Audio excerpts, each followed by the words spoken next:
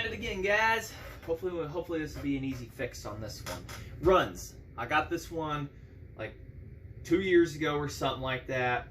The McCulloch Super Pro 60, and it runs, but I think either the seals need replaced or the carb just needs done. We're going to start with the carburetor because as I got to looking into it, it looked like there was some homemade gasket put on the bottom, and so it kind of wants to run high when you fuel it up, overfuel it and everything, then it slows down and goes back to normal until you rev. So, carb rebuild is the first thing, but we've got all the parts to do seals and everything, and we're going to do a quick thank you to a good buddy, Jereme Bell. If you need a 10 series saw, whatever, a 10, 10, 210, a PM, not a PM, a sp60, sp81, you know, whatever, even a Super Pro 125, you need it ported out or anything, give this guy a call. He's got a YouTube channel, just look him up, Jereme Bell. I'll try to link his channel into the description and everything. So let's see what goodies he got. I traded off some Super Pro 125 parts. You'll see that chainsaw on his channel now being fixed if you watch this immediately after. You know, this is done. How from the start to now and everything. So we'll see what goodies he sent me. We agreed on trading a couple of the fuel lines. These ones do not harden. Performance bell hopper chainsaws. Jereme Bell hopper. Well, we call them bell hopper, but one of the seals, crank seals. The other tiny one, which if this fix doesn't work, then we will be changing them out. Super Pro 81 rear anti-vibration mount hardware, and we will be doing that one later too. These little bushings he machined are for these, because these fuel lines are a little small. So you fit this, you put this inside the hole that goes through the tank, and you put a little Loctite around it, let it sit and cure, then just slide this right through, and it's a very good tight fit. He machines those on his lathe himself. So that's where you're going to get those parts to get your snugging and everything. You put a little seal on them too. And the end pickup. Also, today's carburetor kit is also from him. Whoops. The K10-SDC. That is the major repair kit for the 10 series carbs. And a little fun fact, a 1010 and 1010A and bigger ones all share the same carburetor as the Super Pro 125 with the adjustable jets. They all interchange. I was told though that the choke linkage is clocked differently, and that's an easy, you can weld that on carefully. And the Super and the 10 series also has a spring on the lever, the throttle lever, which the Super Pro doesn't according to the manuals and everything. So they swap. Other than the bigger ones like the Pro Max 700, SP81, they have the longer jets on them that extend to the outside, which this one doesn't, but it would extend to the outside. And that is where you get, you know, the bigger jets. That's the only differences. But all jets, you know, that are inside are the same. So if you need a carburetor, put one of those on. And that's also what he's running on his, Jereme is running on his Super Pro 125. So we'll get everything here and we will get started. Alright, first thing we are going to do is we're going to rebuild this carburetor. And if that doesn't cure the fuel problem, then we will go in and tear the seals. We're going to tackle this a little at a time. So, we've got carb cleaner. Like I said, this saw does run. The high-speed throttle doesn't work for some reason. I don't really care. Excellent compression. I mean, just... I mean, it's a burden to pull. Starter also needs a little love, too. So, and without it... So... Got this off of eBay for $60 shipped a couple years ago. Couldn't believe it. Air filter's in pretty good shape too. Somebody's obviously been in here before because there's a flathead screw and That's hex heads, and the hex head's what's supposed to be correct. But also at the bottom down here, I see a little goop of sorts, like somebody tried to seal something. So that's the weird thing going on. So we'll get the mini impact out here and let's get this baby torn apart, shall we? Not good at guessing sizes, except for now. These little mini impacts should definitely good investments, guys.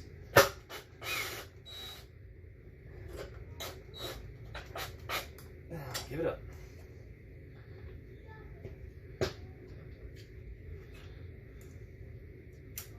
And this fuel line doesn't leak or anything, so we're not going to worry about replacing it on this one.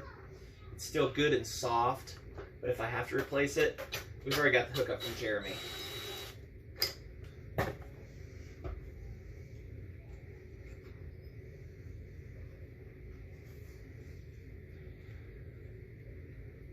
At least the choke linkage is easy.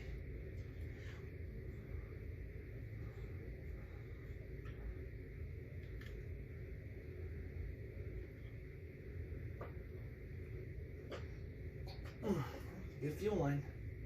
Still nice and rubbery and legitimate.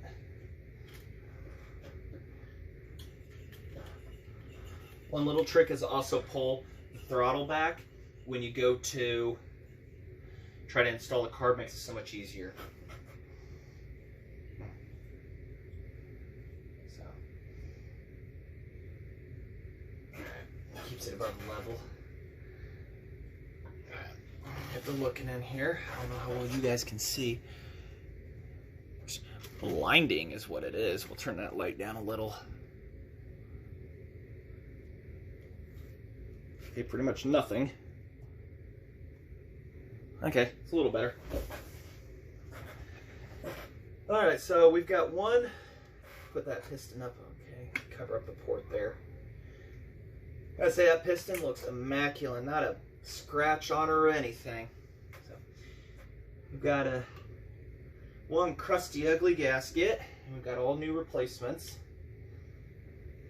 Big old wide open port there too. And I also, if it comes down to it, I have a new old stock intake boot on this too for this. So we're good there, nice and squishy, how it should be. All new components.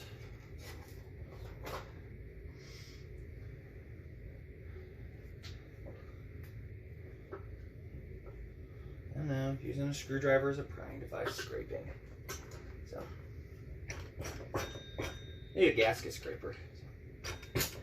There we go. Nice and hardened. Like if you get something down inside the saw, it'll survive. I promise. These things could suck in wood dust and be fine. So, scrape them off however you like.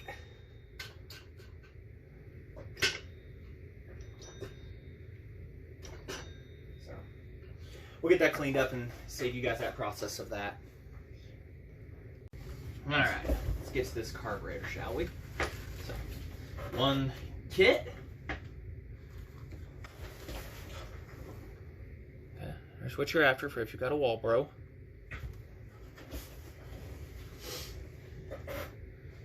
Somebody's definitely been in here. I can see the tooling marks. And when you swap over to a Super Pro 125, you got to take its barbed top one right here for the impulse and just swap them out and you're good to go, because they don't use a bottom feed for the impulse. It's either this way. No, hold on, yeah.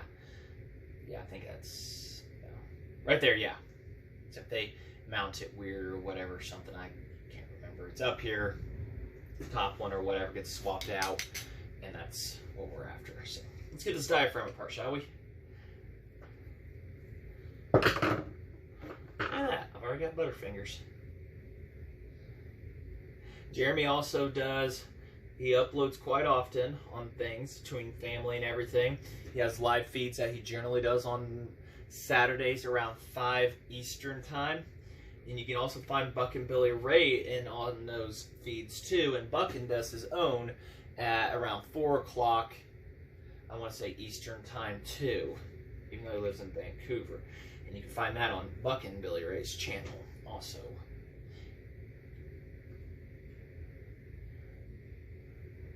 I don't have a live feed yet. I don't have the exact time yet for something or the audience. So if anybody wants to see a live feed, I mean, I guess I'll figure something out. I'm feeling a little stiff.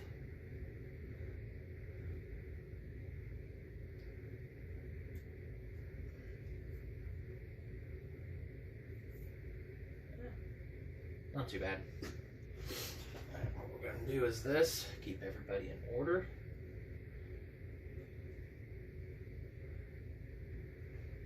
Doesn't look too bad.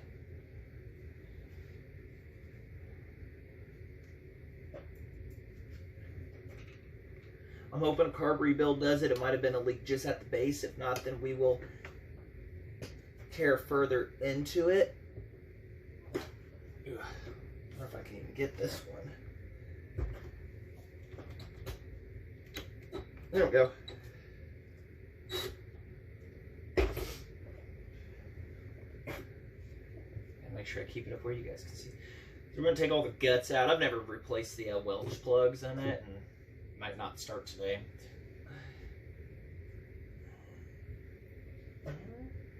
Yeah, that needle tip looks pretty wore. It's orange. So somebody put a new diaphragm in, but they didn't replace the needle tip. It looks a little worn down. I can't say it would be why it would be leaning out or anything like that. Running fast like she was wanting to do, and you adjust the carb down and then it would go, and then stuff like that. So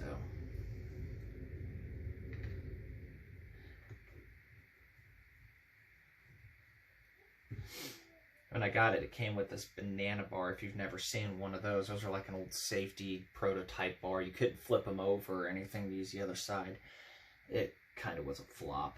Didn't last long. Come with that and a low profile.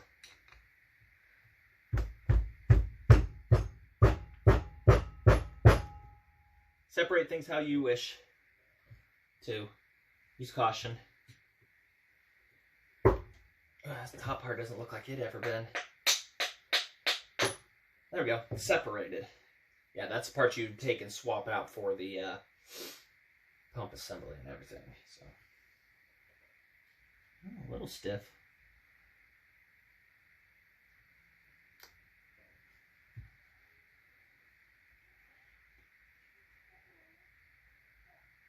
And of course, you got your separate assemblies here and everything. So instead of separating them, a little, everybody look good.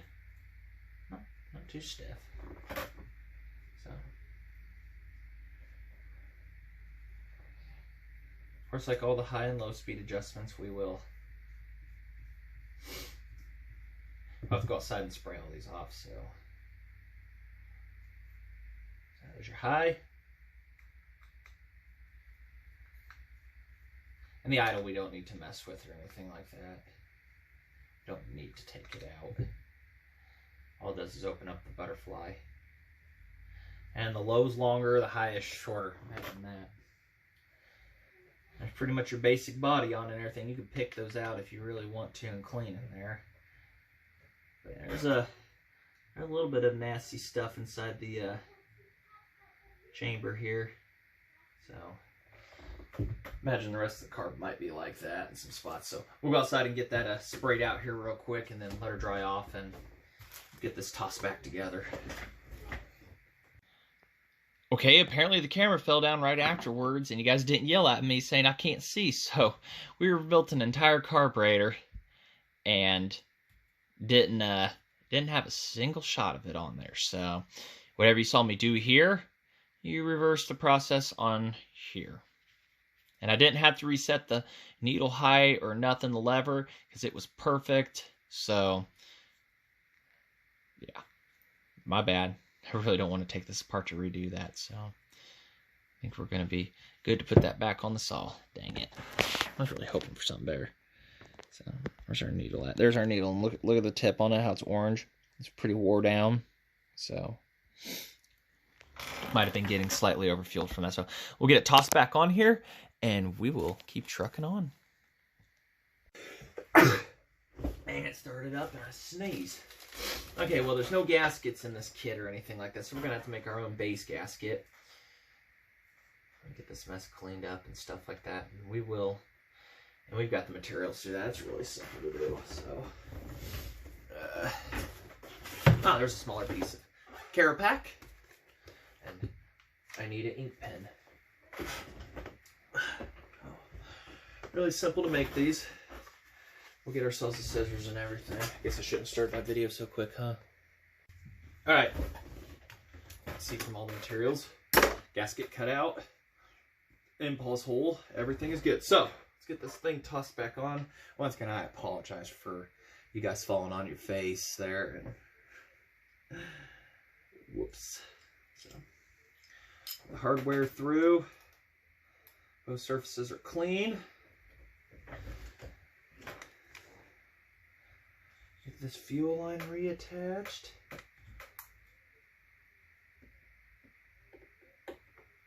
Because that's always fun on these, isn't it? There we go. Fuel line attached. Pull the throttle back. I'm trying to reattach it. In, down. The choke isn't super important at the moment. I've actually had it fall out on me on this before. And now to get the screws and everybody to line up.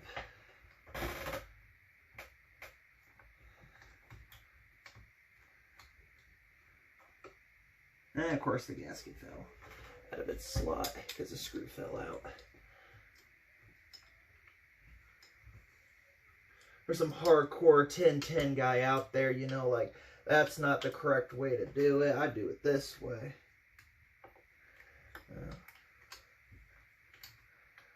Let me struggle on my own. Make sure the impulse port, yep.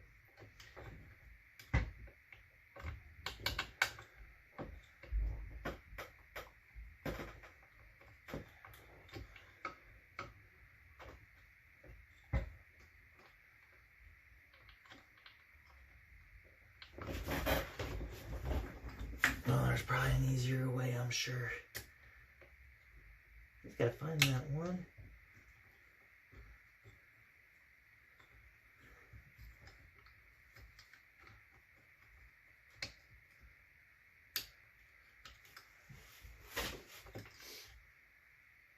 Tune in next week as he figures it out. There you are. There you are.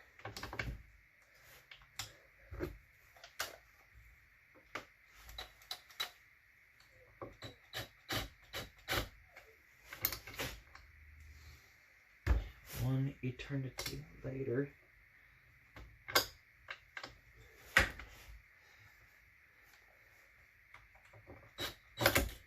There it goes. Jeez. Sorry, I was nice.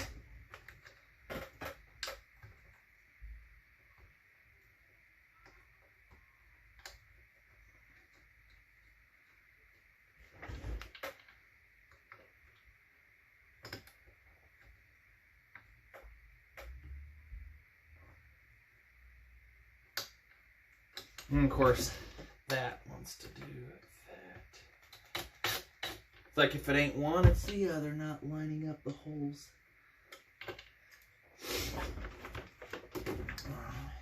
It's always something fighting me.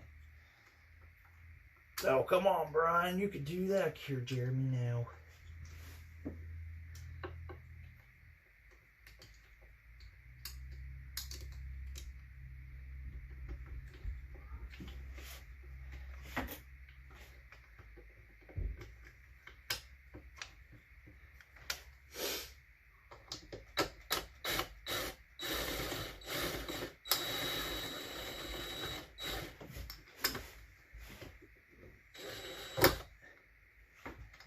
Oh, there that one goes.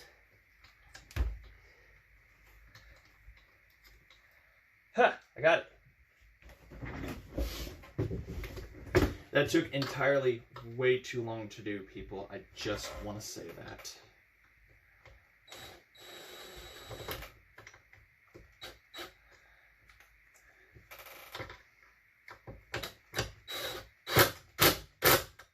Couple good hits there. Some people use sealer on the bottom of it, and that's perfectly fine.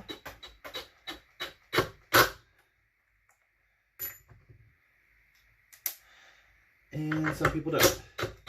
I'm kind of either way. I may or I may not. Alright, well, do we want to go fire it up after we hook the choke up?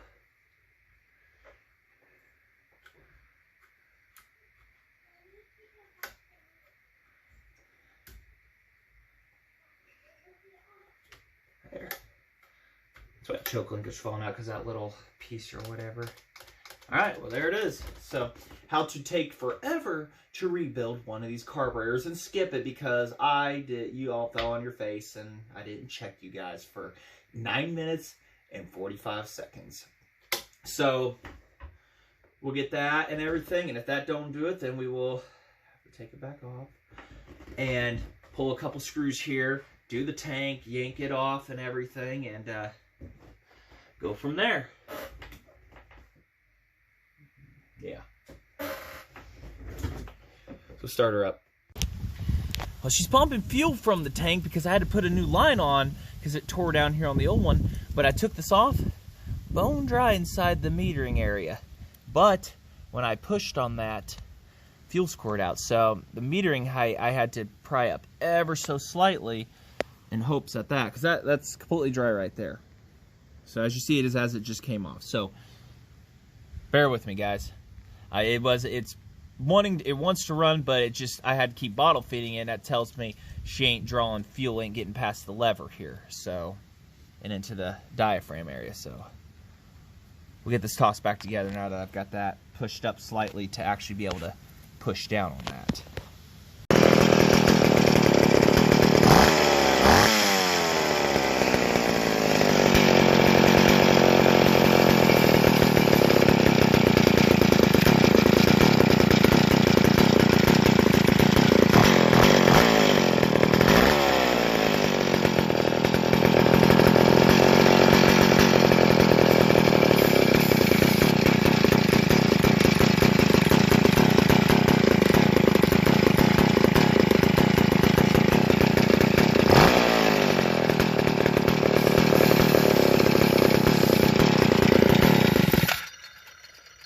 Intake boot leak.